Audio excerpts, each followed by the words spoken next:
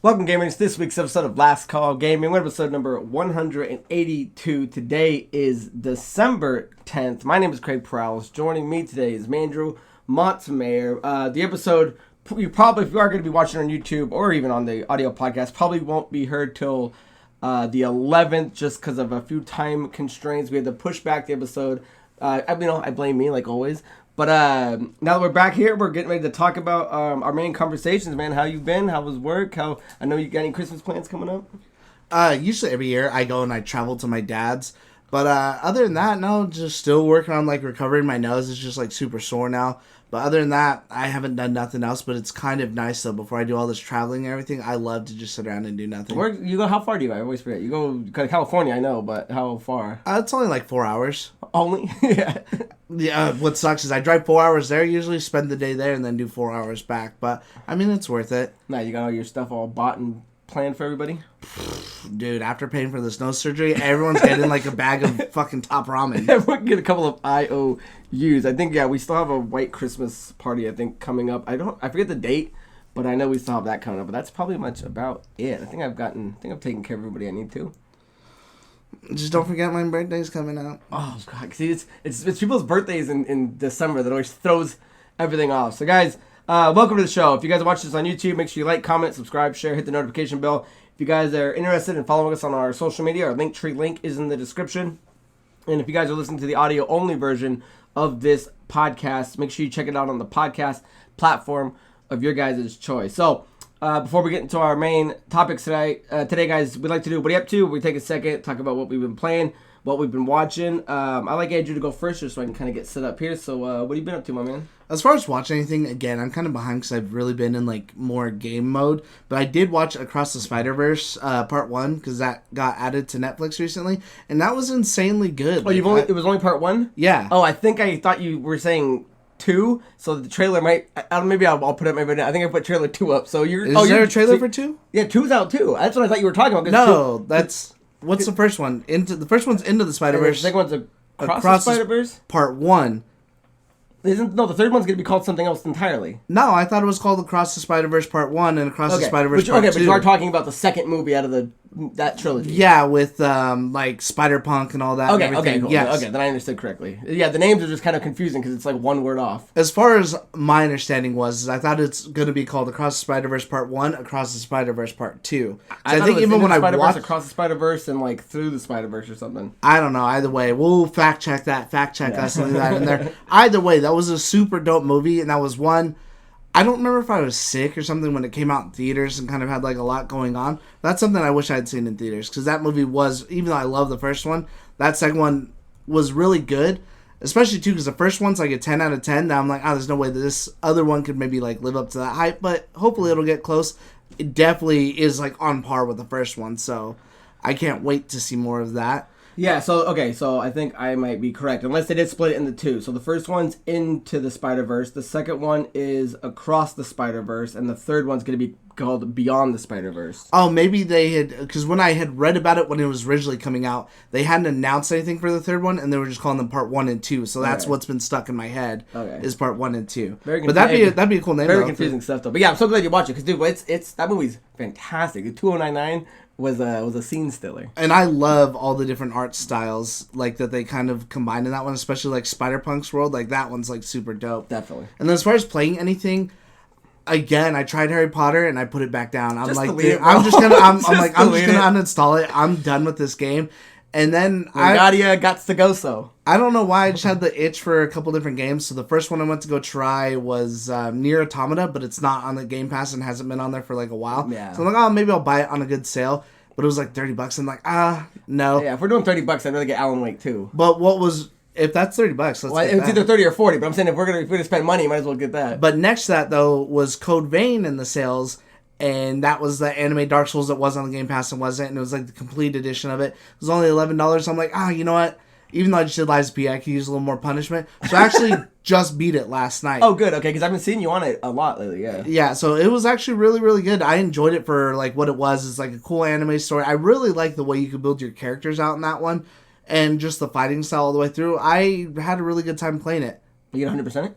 No, because there's an achievement for like getting these things called like it's like a Medal of Honor, and you get them for either helping people do online or you have to like farm them from like some tower or something like that. I forget what it is, but either way, I think you need like 400 of them, and I'm not about to grind that out. Plus, there's like get your rank with one of your AI partners up to 30. And I'd used one chick like all the way through the game, and I think she's like barely at like 15. So I'm like, no, I'm not gonna sit here and grind that out. Yeah, sometimes but move on to the next one, right? Hopefully they do make a part 2, because I really enjoyed it. I had a lot of fun with it. Sweet. As far as what I've been watching, I just saw this movie called Love and Monsters. It's on Netflix right now. It's got a 94% on Rotten Tomatoes. It's like a 7 on IMDb.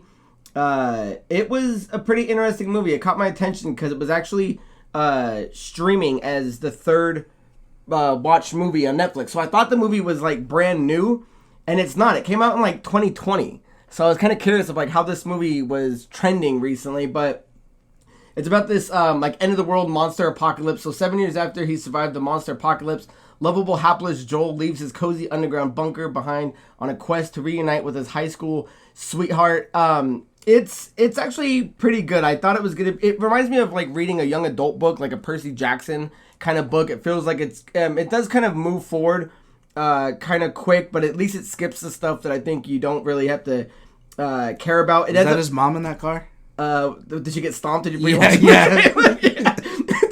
So it's one of his big problems is it's like 95% of the population of the world's been wiped out. These people are living in underground bunkers. His biggest problem is that he freezes up. So like he can't be a good fighter. So he feels kind of useless. And him and his girlfriend were separated when it all started. So now his adventure is that he wants to go find her. So it has a lot of heart in it, and it's got a really nice cast of characters. He ends up finding himself, and end up being able to actually start, responding to things. Michael Rooker's in it, who is always fantastic if you know him from Yondu.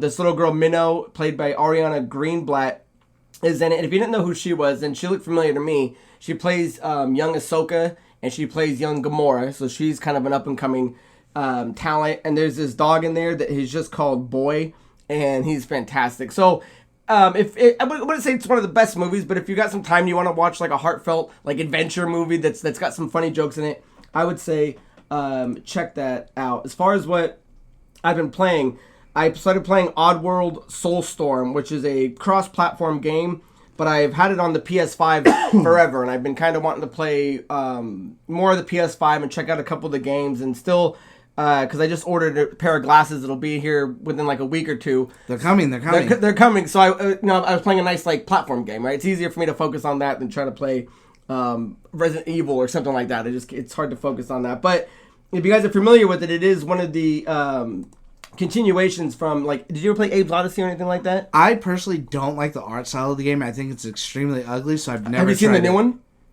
Okay, No. Okay. So let me show you. I gotta show you this. Well, I just don't like the ugly guy. Oh, so if you guys aren't familiar, it's similar to its predecessor. The game is a 2.5D side-scrolling platform game where the protagonist of the Oddworld series, Abe, returns as the primary character.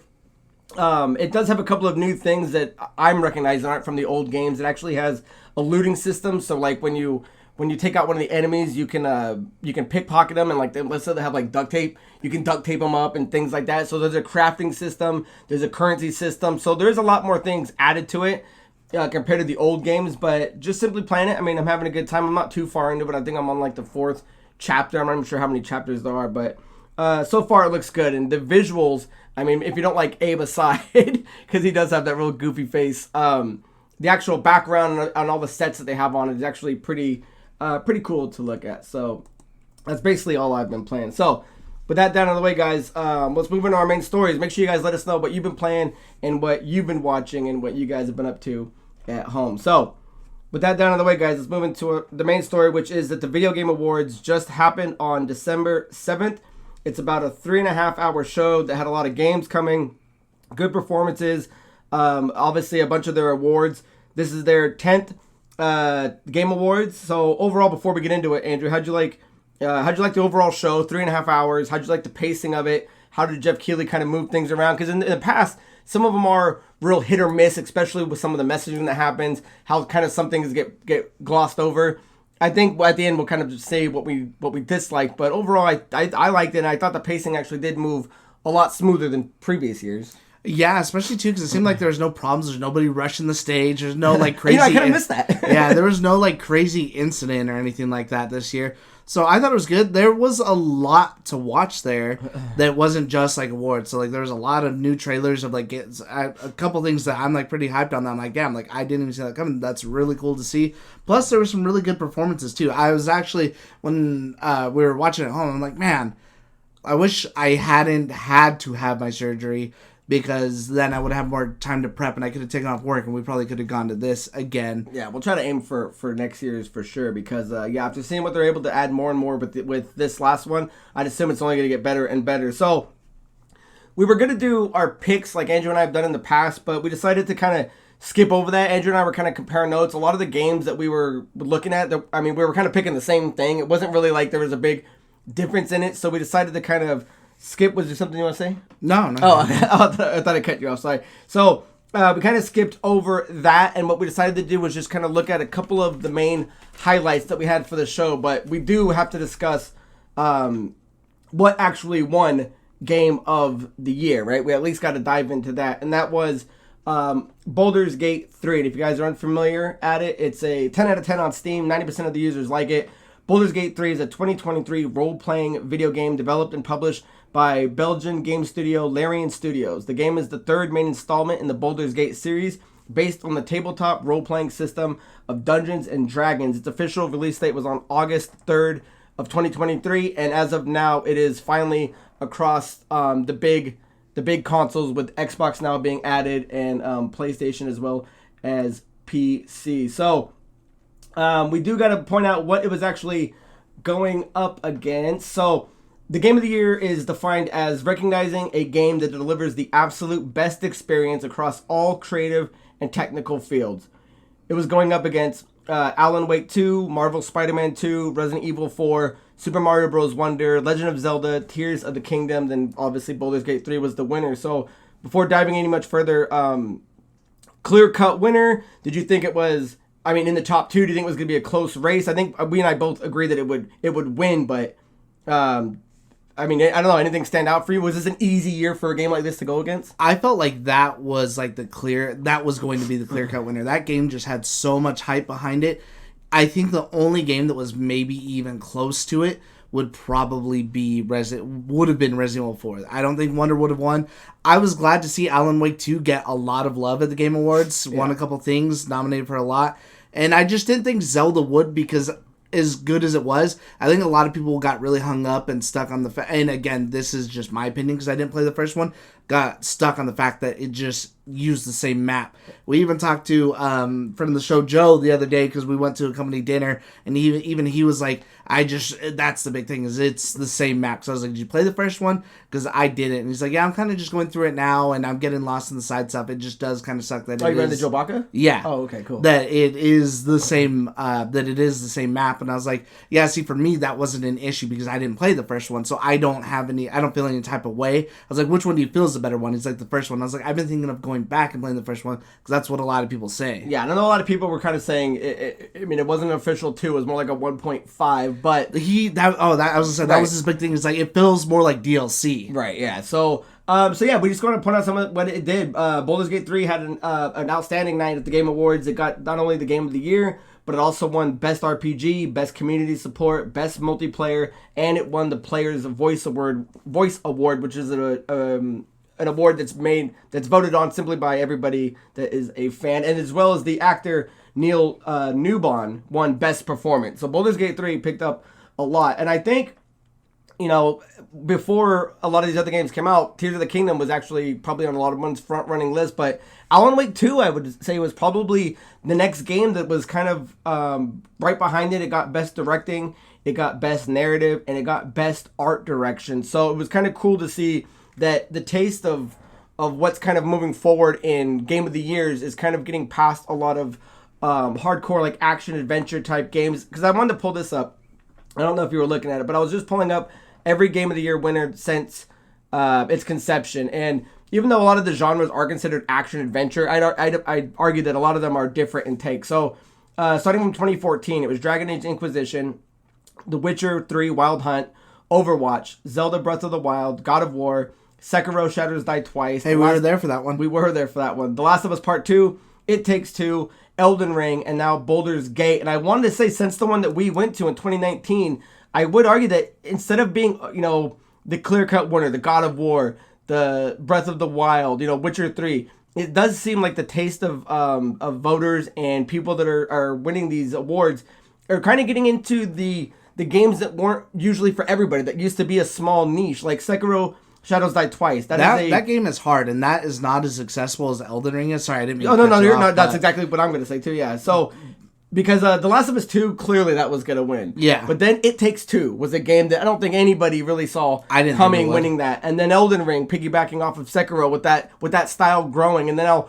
Baldur's Gate 3 being the first official RPG winning the award. So, is it nice to see that we're just kind of moving away from just the standard typical and getting into more games that kind of deserve a little more reach, a little more love? I would say what's crazy too is the past 2 years. So you can see it coming from a mile away. Elden Ring was a freight train last year. There was no doubt that game was. Which is weird because that's never happened before with that genre style of game. Exactly, and then now into Baldur's Gate 3, which I would say is not an accessible game, just like. Oh, I mean, Elden Ring's more accessible than Sekiro is, but either way, those games are hard, and they have that niche crowd that loves that sort of punishment, and then Baldur's Gate 3 is like a tabletop game. Yeah, tabletop game, turn-based RPG, long, making all your characters, building your team, not for everybody, but it did get a lot of hours in, so I did want to point this out to you, because I don't know if you got a chance to see this. Let's see if we can get it pulled up. So, Laren actually did, and I'll pull up a couple, if you guys are watching the YouTube, I'll pull up a couple of these so you guys can see it. They released some of the hours that was actually put into Baldur's Gate 3 from the fans. So I kind of wanted to show this just to show you guys how much it was actually being played. So, in its opening weekend, 368 players actually managed to beat it, which I don't know how that's possible. This game's at least like 80 hours. I've heard it's long as... A weekend's only 72 hours. So how did 368 people smash through it? But moving on, over 93% of players rolled a custom character, which, in a D&D type game, that's going to be something you want to do. Players have spent a combined 88 years in character creation. Nearly 10% of characters spend at least an hour in character creation. I know I do. Yeah. Well, and I usually don't, but in a game like this, when it's the D&D, I've got to. Because you don't have to make a character. You can actually pick a pre-built one. Gale was actually the number one character that most people picked. In terms of classes, the Paladin and the Sorcerer were the most picked, while the Cleric and the Druid were the least. In terms of races, the Half-Elf and the Human were the most picked, where the Gith and the Halfling were the least. Almost 100,000 players have been rejected by Asterion, which is the voice performer who won Best Performance. That's his character.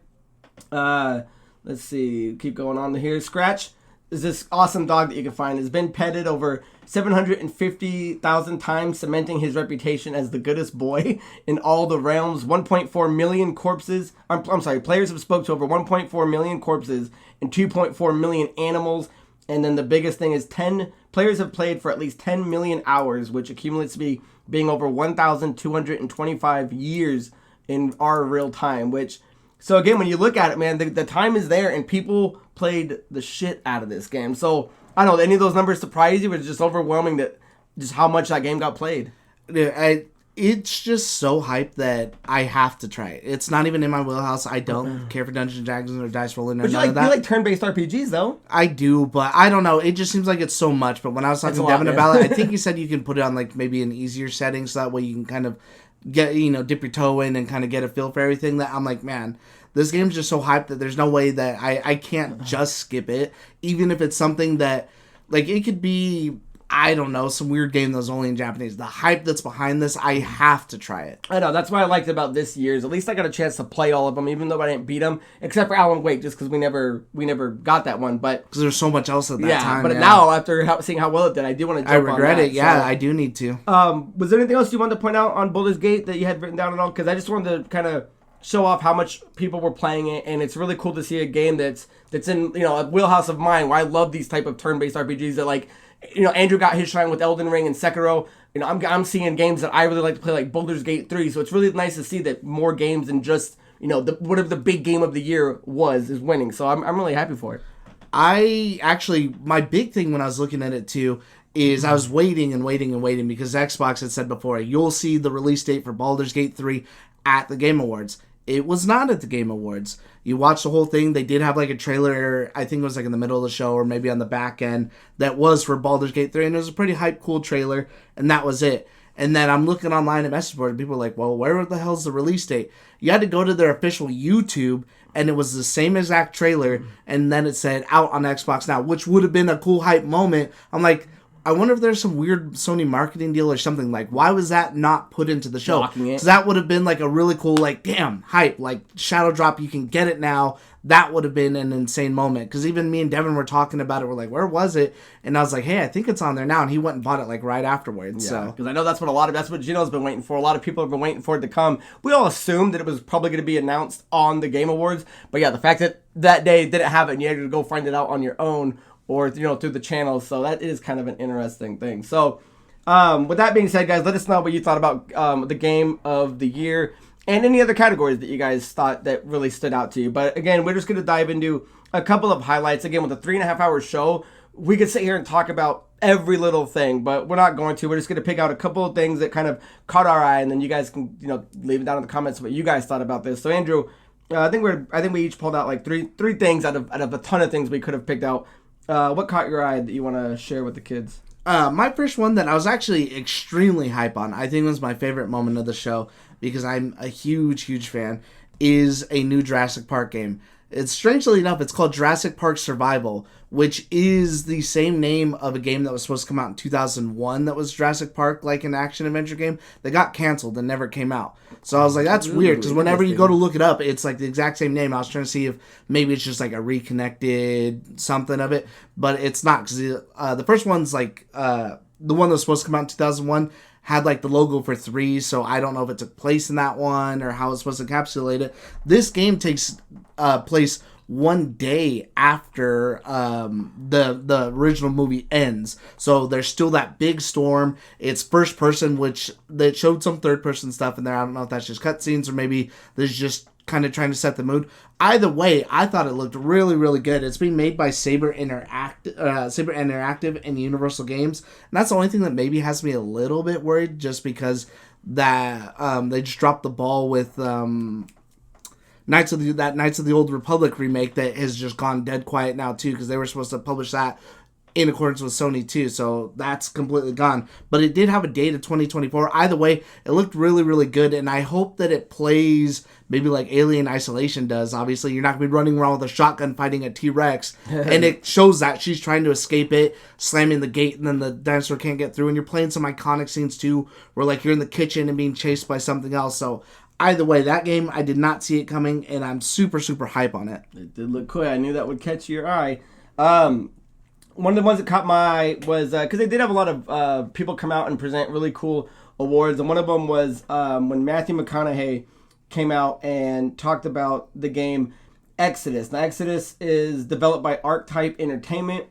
It's a Texas-based studio, a subsidiary of Hasbro, and is a pocket division of developer and publisher Wizards of the Coast. Now, the story and gameplay, because I was trying to find out exactly what it was about, is this. You will play an interstellar scout of humanity known as a traveler. An alien foe called Celestials are the antagonists of the game and are a threat human life on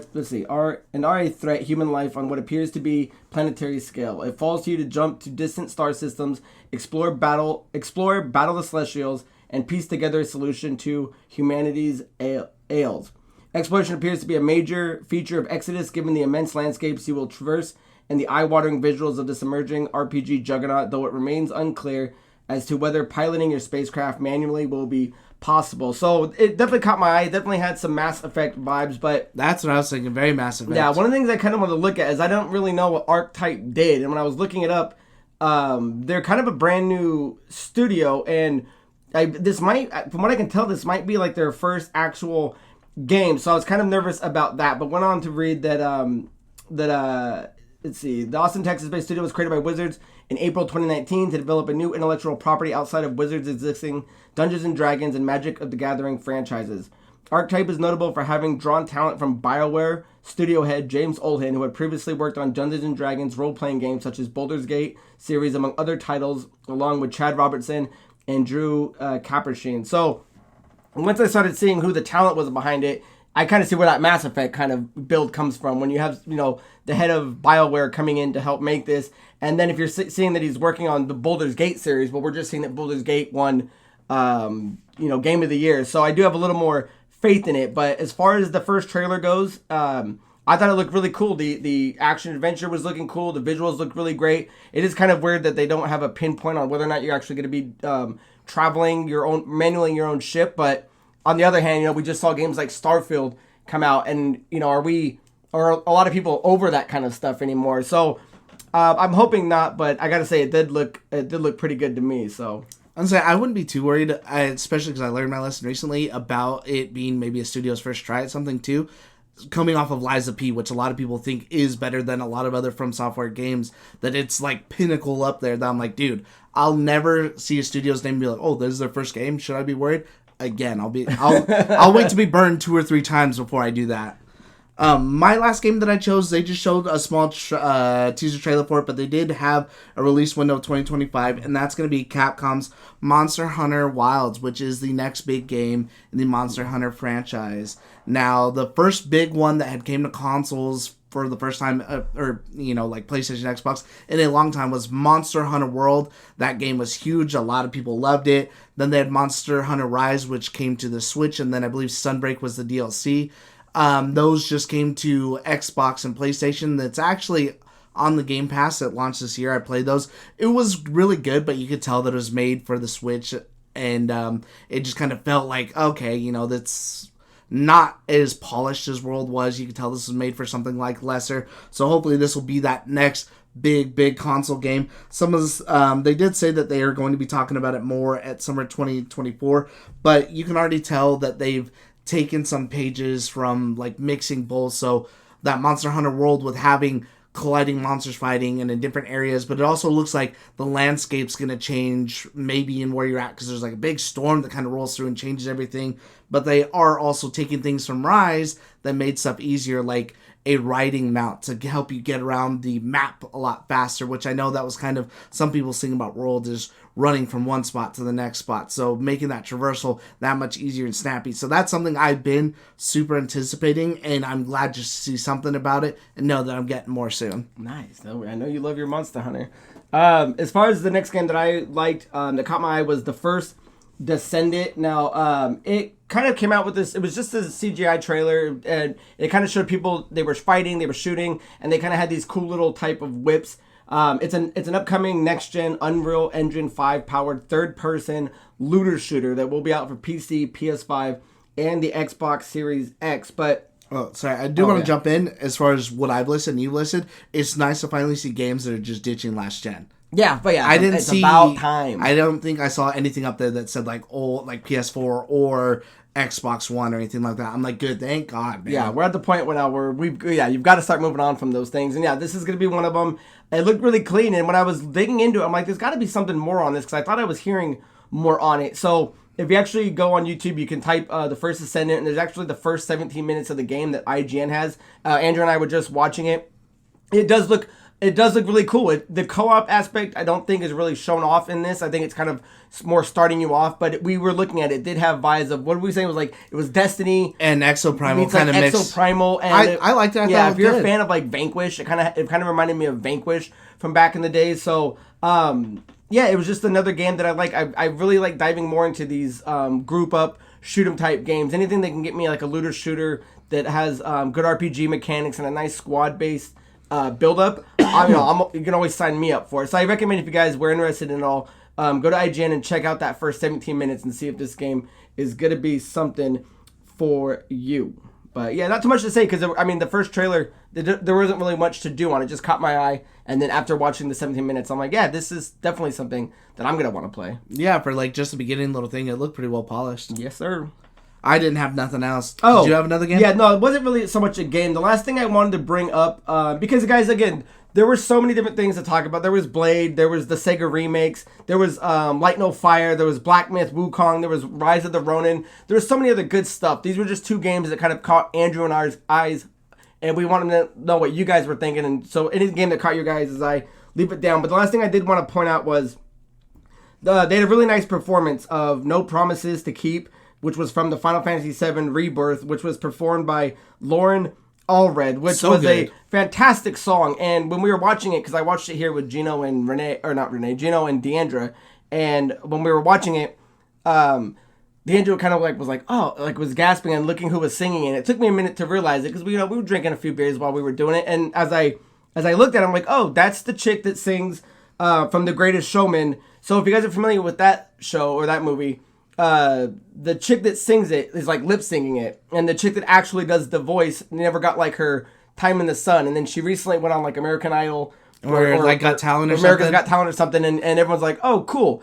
So when we saw her at the Game Awards show, I'm like, dude, that is awesome that not only is she at the Game Awards singing, her face front and center, that it was to a beautiful song such as No Promises to Keith from Final Fantasy VII Rebirth. So as we were watching that, I was like, man, that was way awesome. And I know you were saying we should go back and watch them or something. Yeah, it was really good, and it definitely reminded me. I'm like, man, I really want to do another, because we went 1 year to go. I forget what they call it, but it was like a Final Fantasy VII orchestra in Phoenix, and that was so dope. Yeah, so it was really nice seeing that, and hopefully that's actually one of the coolest things when we went to the Game Awards, was just catching some of the live shows that they're going to have, or the live performances. So with that down out of the way, guys, we just want to point out, or at least I know you wanted to point out, was there any big changes? Was there anything that they did maybe a little sloppy? Was there anything you wish they did a little bit better? I know you had a couple things written down. My smaller one is I felt like there was enough horror games, especially this year, to where they could have made an exception and just done like best horror game, because then you have something like Dead Space that came out at the start of the year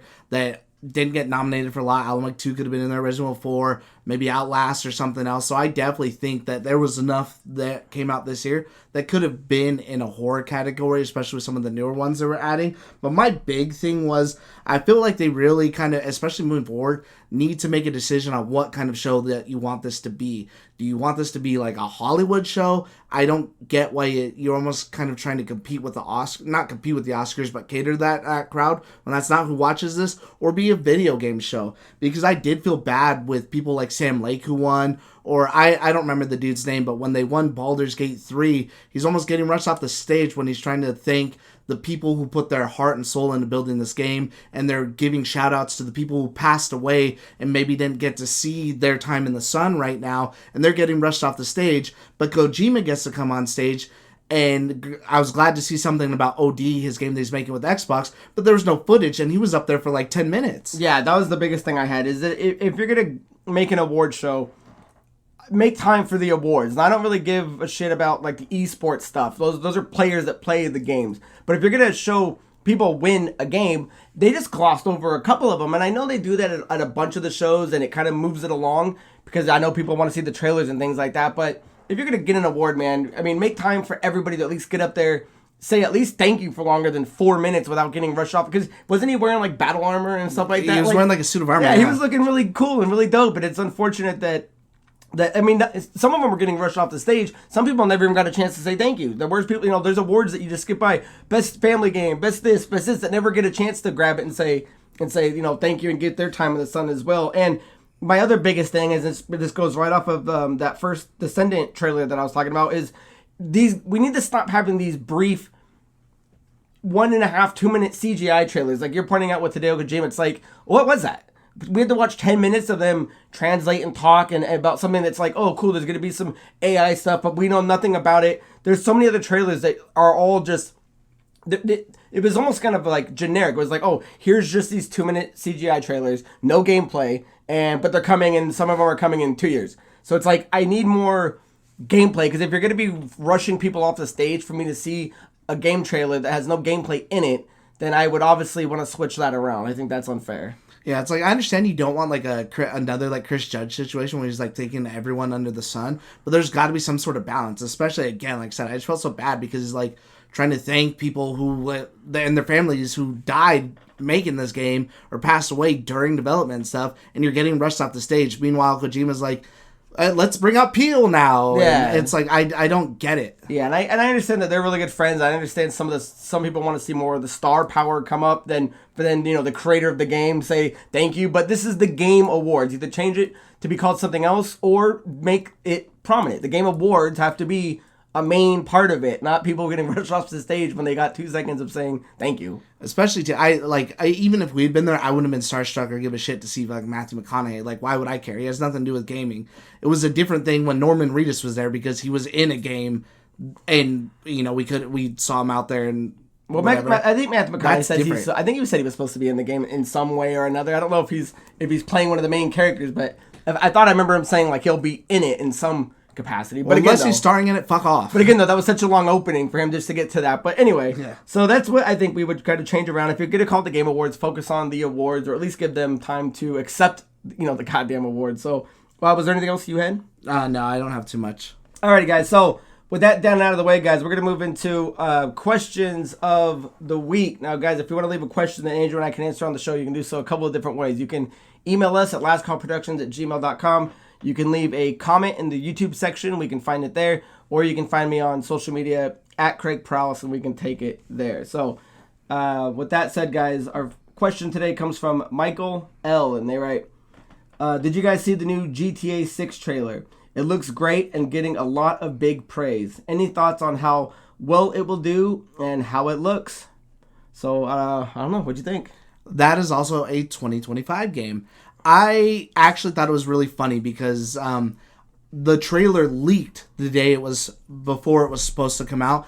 And when you watch I don't know if you watched the low-res version, because I watched it first. I'm like, well, I just got to see what it's about. Was that on Twitter? Is that what you're talking about? Yeah, okay. There was something on Twitter, but there's a big-ass fucking stamp in the middle in gold that said, buy Bitcoin. And so I'm trying to watch the trailer. It's low-res as hell. I'm like, all right, this still looks really cool because it definitely has, like, a vibe to it. And then when the trailer came out, first of all, I'm over the moon because I talk about it all the time. Vice City is my top GTA. This takes place partly in Vice City. It's almost kind of built around like Florida. It's in a place called like Leonide or something like that. But Vice City is a part of this area. So I'm super, super stoked. I'm really excited for it when I wasn't before. Again, because this doesn't just... I felt like when GTA 5 was coming out, I wasn't really hyped because I was like, this just looks like generic like LA... I don't know, it doesn't really do anything for me. Where I feel like, all right, this kind of feels like it has a little bit more soul. They're going with like that kind of Bonnie and Clyde thing. There's like an aesthetic there. Like, let's, Yeah, so, just to make sure that's clarified. Yeah, Grand Theft Auto 6 is an action-adventure game set in the fictional open-world state of, I guess was it Leonida? It's like Leonida. Which is based on Florida, which is going to include Vice City, which is the fictional version of Miami. So... as far as what it's going to do, I mean, as far back as when GTA 5 came out in 2013, I mean, it had a bunch of records. Best-selling video game in 24 hours. Fastest video game to gross $1 billion. Largest budget for a video game. Most signatures for a video game petition. Fastest classic % completion of Grand Theft Auto 5. Most viewed trailer for an action-adventure video game. Most critically acclaimed PS4 video game. So, if you're going to take any of that hype and put it behind one of the games that people have been anticipating the longest, then... I gotta assume that this GTA 6 is gonna probably break a lot of those records. And one of the things it did do was Grand Theft Auto 6 official reveal made it the most viewed non-music video on YouTube in the first 24 hours of publish, according to Guinness World Records. At just 90 seconds long, the Grand Theft Auto 6 debut accrued over 90 million views after a single day. So the hype's there. The people want to play it. As far as the way it looks, I mean, there were people that were watching this that thought it was real. There's certain sections of this trailer where you're like, man, that's pretty real looking. And the fact that they're able to put in, like you were saying, it's got way more heart in this thing. It's got a way more soul. You got people twerking on cars. You got that old lady that's coming out like with hammers. You got the dude that's just, I think he's just watering his plants and he's wearing like a Speedo. You got this big ass alligator walking into the convenience store. So it does look like there's going to be a lot more fun. Now, I had a blast with GTA 5, but as far as like, because I like all three of those characters, so when we're going to take number I liked them, 6, it looks like the world's going to be more prominent than just switching between the three people. And this, I guess, will mark the first time that a female protagonist has taken the lead, which her name is Lucia, right? Something I didn't. Lucia, or something like that. So GTA 6 is going to be big. My biggest problem is I hope it doesn't suffer from what was the knockoff? What's the knockoff GTA? I can't think of the name right now. I mean, okay, but there's you go and I'll it had the purple aliens and all that weird stuff when it finally got where Saints Row. Oh yes, when they kind of buckled and toned down a lot of their rated R, a lot of their mature content. I'm really hoping Rockstar doesn't do man. any of that, because that is what makes Grand Theft Auto pop in my eyes. And yeah, as long as they stick to their guns, man, this pun intended, this should blow up and beat, I'm assuming, all the records and get all the monies. I would say I think it's actually going up as like one of the most like now it's like one of the most watched videos on like YouTube, behind like BTS, that like Korean band or something like that. But I think it says it's even going to beat them. And even the song that they use in there, I think it's by like Tom Penny or something, is now like skyrocketing to the top of like people's like playlists and stuff like that. Yeah, and I gotta say, it does look great. And a lot of people are having gripes about, a female protagonist in this. It's like, man, like, that's gonna be your biggest concern. Like, then don't play this game, because she looked cool. She had, it kind of had like the Bonnie and Clyde thing looked really interesting. She's just getting out of prison and all that stuff. So the lifestyle that looks like she was used to leading, she's falling back into. I thought it looked like a blast. I thought for sure this was gonna be a next year game. I didn't think it was gonna be 2025. But I think it'll probably be an early 2025 game. What's funny is a lot of people are saying like, all these like fat nerds, that next year's gonna be the year of being healthy, so that way you can live long enough to see this game come out. Yeah, that is I guess the only thing I would say is it feels way early to be showing this now, like, because especially if it's not an early 2025 game, then you could have been showing this at next year's Game Awards if it's coming out late in 2025. That's why I think this and Monster Hunter, because Monster Hunter Worlds launched early in the year. I think that's why they say 2025. Show it off maybe March or in the summer, get your fall winter hype in, and launch early January, February, March, something like that. Well, I think these will both be early 2025. Yeah, and I think one of the big differences between this game and a lot of other games where it's like, oh, is this trailer too early? It's that we've been waiting for this game for over a decade, and I think this is them just saying, hey guys, this is how far we are. This is what you can imagine it to look like. We're going to use another year and some time, some change to keep it going, but like, at least it's tangible. You know what I mean? It's not Elder Scrolls 6 where it's just like a little world and the font Elder Scrolls 6 10 years away. Yeah, it's just like, here's this thing and here's what you can expect out of it. And that trailer was wild. It was like watching like Spring Break or something like that. Yeah. So it did look like it was full of heart. So anything else you want to say on Grand Theft Auto 6? No, I'm excited for it. Alrighty, guys. So that is the end of episode 182, guys. Again, we didn't cover all the highlights. Those are things that caught me and Andrew's eye. Make sure you let us know what caught your guys' eye. So until next time, guys, that's the end of episode 182. Join us on 183. My name is Craig Perales. That is Andrew Montemayor. Cheers. See you out there.